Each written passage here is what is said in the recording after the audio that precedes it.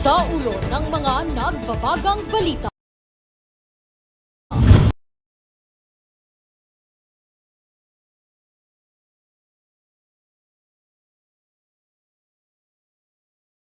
Panukalang batas para sa otonomiya ng Cordillera, inaasahang maipasa na sa mababang kapulungan. Pagbibigay pagkilala sa mga World War II veterans, inihatid sa probinsya ng Bataan. Edukasyon at kalusugan, patuloy na prioridad sa Pampanga. Para motoring, bagong atraksyon sa Tabuk City, Kalinga. At paglilinis sa mga ilog at dagat sa Bawang La Union, idinaan sa Zumba.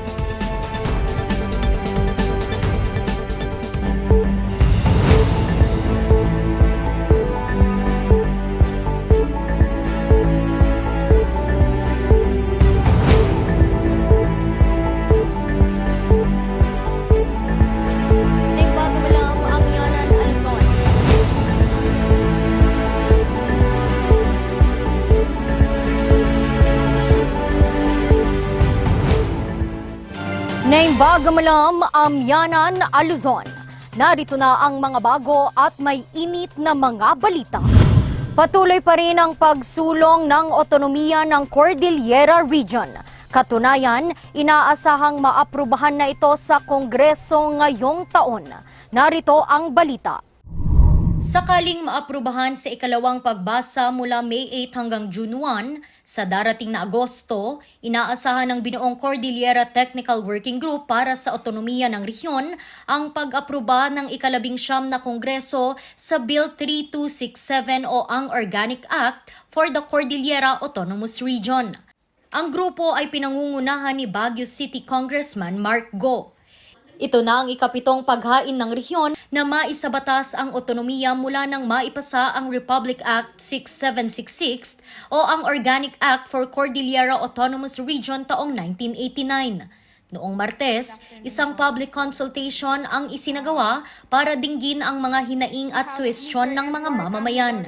Isa sa mga tinalakay dito ay kung ano ang maaaring mangyari sa probinsyang hindi makikiisa sa pagsulong ng otonomiya. Any two or more provinces or cities voting favorably for this Organic Act in the plebiscite shall comprise the Cordillera Autonomous Region, while those voting unfavorably for this Organic Act in the plebiscite shall remain within their current region. The Constitution, they should return to their former regions, which is Regions 1 and 2. Magiging daan daw ito para matiyak ang pakikiisa ng lahat ng probinsya at lungsod sa pagsulong.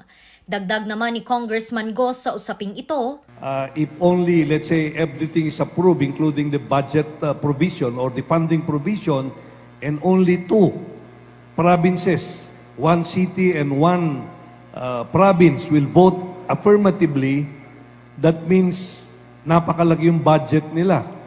The rest will not enjoy the same budget that will be enjoyed by the two remaining or the two that voted affirmatively in the plebiscite for the establishment of autonomous region. Pinag-usapan din sa konsultasyon ang issue tungkol sa sino nga ba ang dapat ikonsiderang Cordilleran, lalo na sa mahahalal na gobernador. This has been watered down to inhabitants in the provisions. These have been many of the provisions of the bill. It talks about inhabitants of the Cordillera, of the CAR, which applies to anybody, and so we suggest that at least among the qualifications in the definition would be at least a voter in the Cordilleras or anywhere in the Cordilleras. Because maybe in Benguet it can happen, but in the Cordillera region they won't accept that kind of definition for a governor or a vice governor. Ito'y bilang respeto raw sa mga indigenous people. Pero ayon kay Congressman Go, ang definisyon sa loob ng panukalang batas ay ipinanganak sa Cordillera, may magulang na tubong Cordillera o kaya'y nanirahan na sa rehiyon na aabot sa 1 taon. And we don't like that this will create a certain, problem also with non-IP people within the Cordillera. Because if we emphasize that we are pushing this, shall protect the rights of the indigenous peoples, indigenous cultural communities, this might have some, we want a more neutral position on this. And after all, this is already guaranteed in in these constitutional provisions of the 1987 Constitution. Ilan lamang ito sa mga napag-usapan sa nasabing konsultasyon. Patuloy pa rin naman ang pagsasapinal sa nasabing House Bill para sa magaganap na pangalawang pagbasa.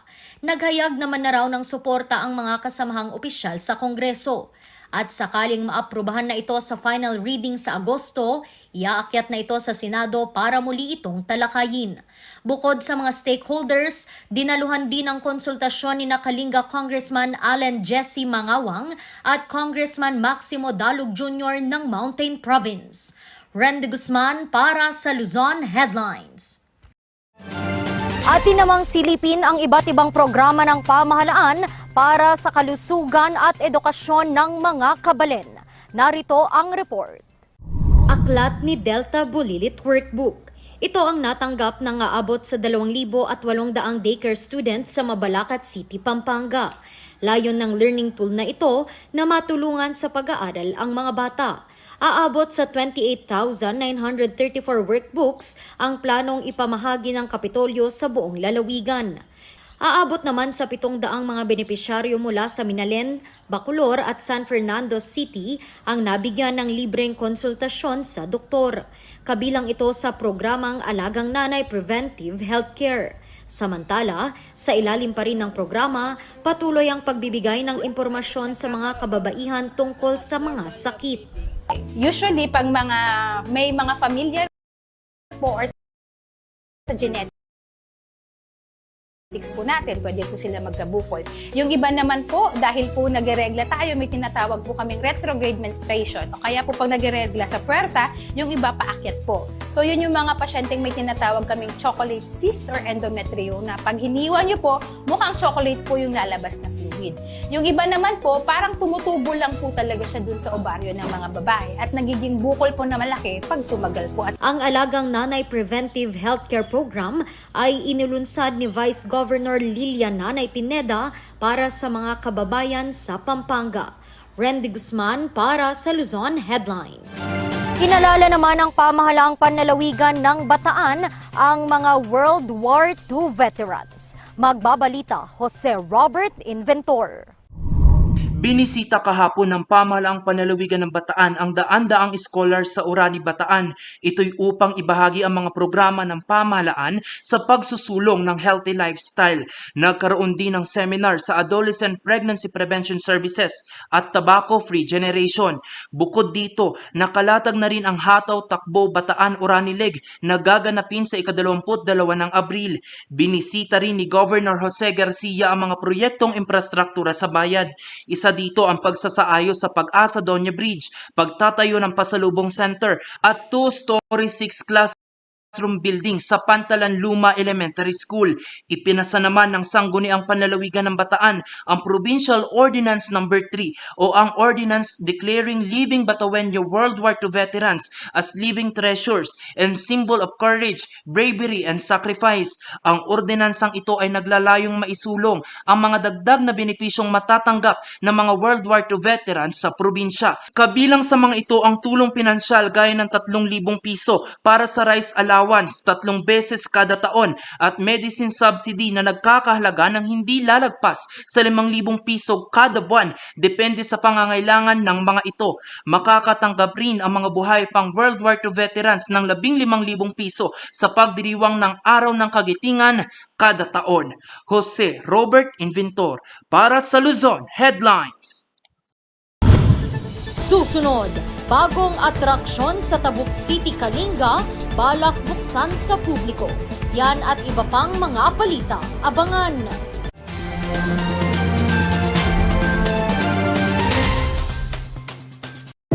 Baboy, baka, kabayo, kalabaw, kambing, manok, lahat ng ito pwede sa King's Vita Plus Animal Feed Supplement. Puno ng essential vitamins, probiotics, calcium at electrolytes. Kikita ka, garantisado at sigurado ang pag-asenso. King's Vita Plus Animal Feed Supplement.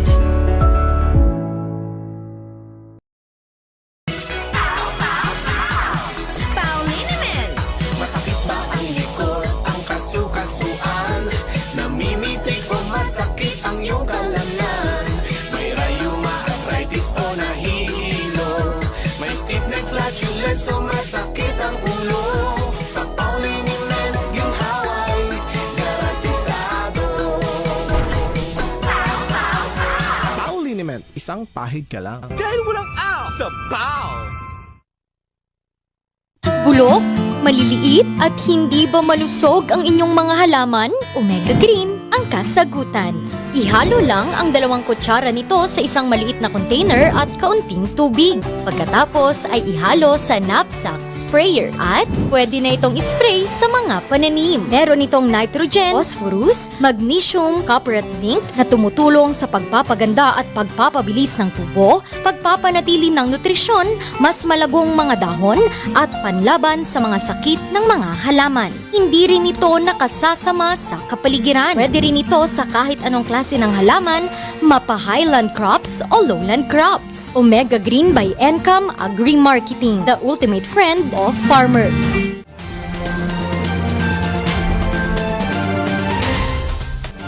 Atin namang silipin ang bagong atraksyon sa Tabuk City, Kalinga para sa mga mahilig sa adventure. May kwento si Jose Robert Inventor. Pagpapalakas sa turismo, ito ang isa sa mga tinututukan ngayon ng pamahalaang lungsod ng Tabuk sa Kalinga. Kaya nakapag-ugnayan sila sa Northside Air Flying Sports Center of the Philippines na eksperto sa iba't ibang air sports activities para sa pagtatayo ng paramotoring.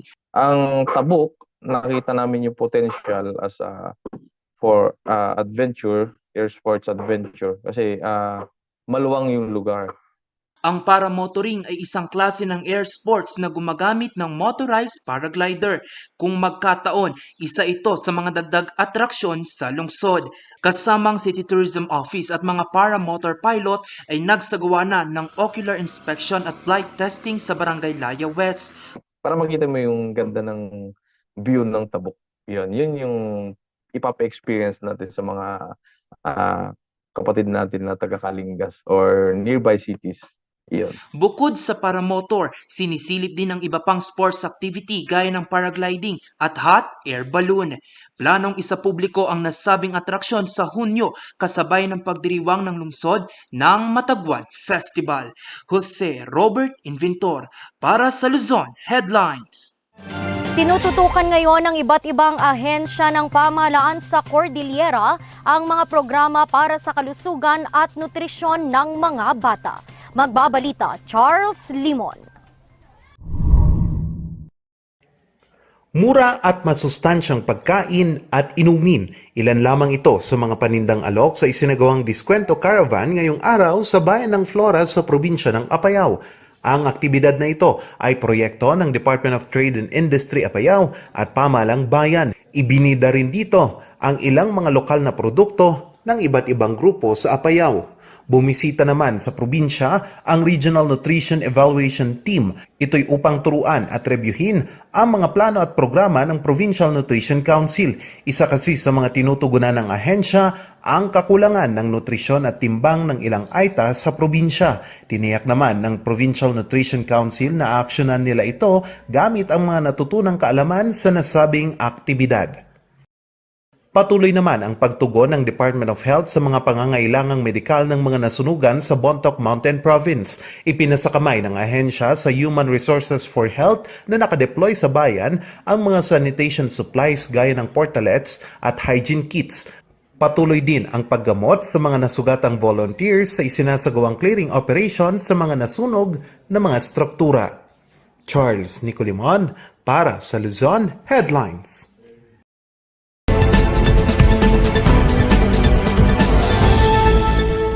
Hindi lang senior citizen ang merong discount when it comes to services. But this also applies to PWDs or persons with disabilities. And this is provided for by Republic Act 7277 as amended by Republic Act 10754, otherwise known as the Magna Carta for persons with disabilities. Unfortunately, yung discount na yan, yung 20% discount, and the other privileges granted by this law, hindi po mag-a-apply sa private school tuition. It can only apply to services like the pagbili ng goods, pagbili ng medicines, etc.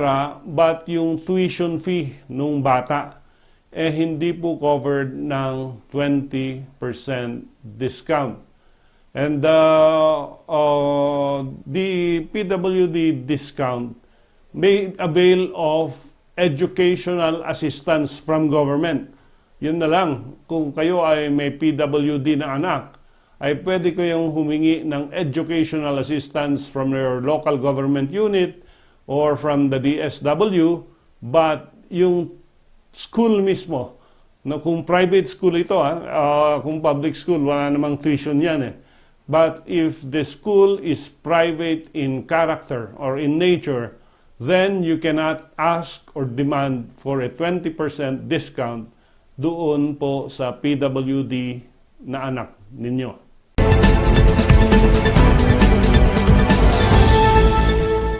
Susunod, paglilinis sa mga ilog at dagat ng Bawang La Union, idinaan sa isang Zumba. Ang detalye abangan sa pagbabalik ng Luzon Headlines.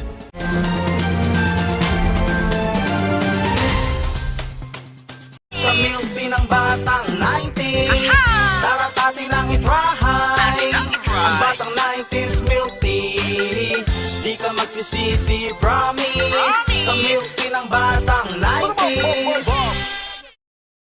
Bizarre Music offers a complete line of musical instruments.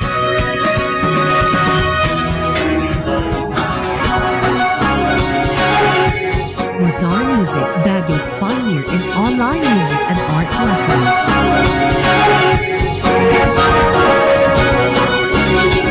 Bizarre Music, bringing music closer to your hearts.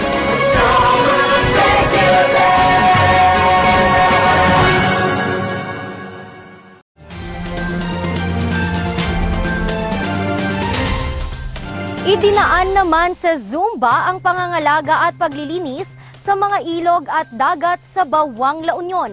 Parte raw ito ng Calbao Festival. Magbabalik sa report, Charles Limon.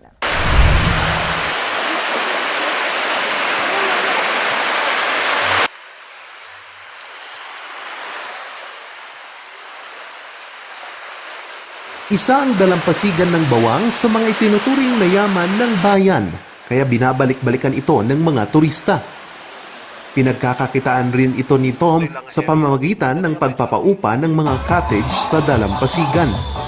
Nilinis naman namin lahat yung mga iniiwan nila, kinakarga sa sako, tapos pagka sinisegregate na rin namin. Kaya pinapanatili nilang malinis ang kapaligiran. Mayroon pa rin, sir. Hindi maiwasan kasi yung mga mag-iwan ng mga basura. Malaking pagsubok sa kanila ang mga nagkalat na mga basura. Masakit pa nga sa mata pag maraming plastic dyan sa dagat. Kaya inilunsad ng pamalang bayan ang Oplan Blue Revolution River and Ocean Cleanup na parte ng pagbubukas ng kanilang Calgao Festival. Tinawag nila itong Zoom Basura. We started with Zumba para ma-warm up itong mga empleyado at saka mga kababayan natin. And after which we will be going around the shores of Bawang. No? May general cleanup in every barangay na may coastal area. And at the same time, yung mga waterways ng Bawang. Dinaluhan ito ng mga residente at iba't ibang ahensya ng pamalang bayan. Bago mamulot ng basura, nag-warm up muna ang mga ito sa isang Zumba.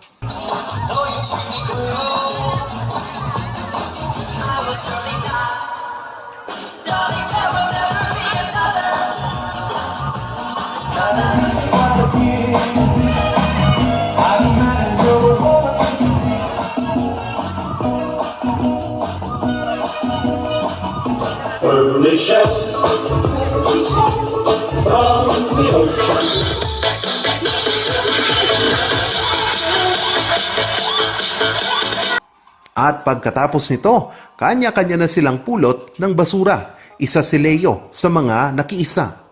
Para naman po siguro sa kalikasan din Kasi marami tayong turista ngayon dito sa Bawang. Siyempre para mas maganda yung presence ng Bawang, maganda rin yung dagat, malinis para sila walang masabi. Pagkatapos ng aktibidad, ang mga napulot na mga basura ay inipon para timbangin at itapon. Paraan din ito upang mapangalagaan ang likas na yaman at gandang hatid ng bayan. If we are not going to take care of Mother Nature, then it will be a distraction for the humankind. So, sana lahat, hindi lang po kami, hindi lang po isang barangay, dalawa, sana po everyone should consider a cleanup in any way, no? Be it in your shoreline, be it sa bakuran lang po ninyo or whatever.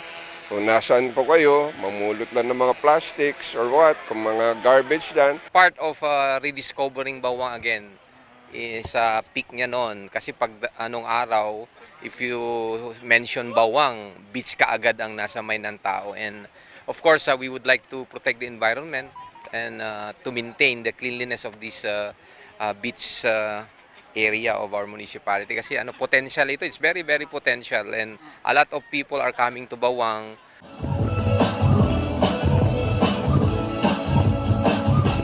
Maliban dito, may mga nakalatag pang aktibidad ang bayan para sa Calgao Festival. Pinagdiriwang ito tuwing Abril upang maipamalas ang ganda at potensyal ng bayan sa iba't ibang sports activities tuwing summer season. Charles Nicolimon para sa Luzon Headlines.